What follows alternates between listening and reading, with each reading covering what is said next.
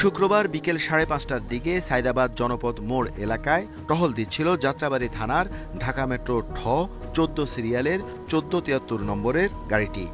রাস্তায় চলাচলকারী প্রায় সবাইকেই তল্লাশি করছিল পুলিশ সদস্যরা। ইউনিফর্ম পরা পুলিশের সাথে তল্লাশি করছিল সাদা পোশাক পরা সোর্সরাও। এর মধ্যে একজনের পরনে ছিল সাদা চেক শার্ট, আরেকজনের নেভি ব্লু টি শার্ট।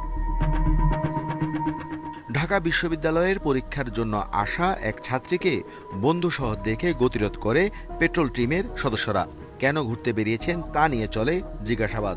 এক পর্যায়ে ছেলেটিকে মারধর করে গাড়িতে ওঠায় পুলিশের সোর্স। ভুক্তভোগীদের অভিযোগ, তাদের কাছে থাকা নগদ ও বিকাশ নম্বরে থাকা টাকা নিয়ে নেয় পেট্রোল টিমের সদস্যরা। তুমি কোন ক্লাসে পড়ো, কোথায় পরীক্ষা দিতে আসছো, তোমার বাসা কোথায়, তোমার রেজাল্ট কি, এসএসসি তোমার এইচএসসি রেজাল্ট কি। তো আমি হাজবেন্ড বলছি আর ওই বলে দিচ্ছে বয়ফ্রেন্ড, এটা নিয়ে ঝামেলা হয়েছে। এমনি আমার বলছে যে টাকা পয়সা আইনা দিতে, আমি আর ইয়া করে দিইনি কিছু।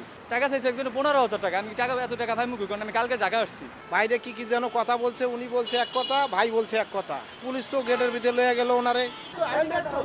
ঘটনার সাথে জড়িত পুলিশের সোর্সের সাথে কথা বলতে গেলে দৌড়ে পালায় সে। তার কাছে কোনো পরিচয়পত্র ছিল না। আপনি কে? আপনি পুলিশের কে? আপনার আইডি কার্ড কই? আপনার আইডি কার্ড দেন। আপনার আইডি কার্ড।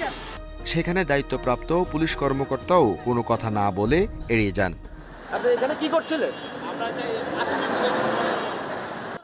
এই এলাকায় প্রতিদিনই পেট্রোল টিমের নামে ঢাকায় আসা সাধারণ মানুষকে হয়রানি করা হয় বলে অভিযোগ স্থানীয়দের।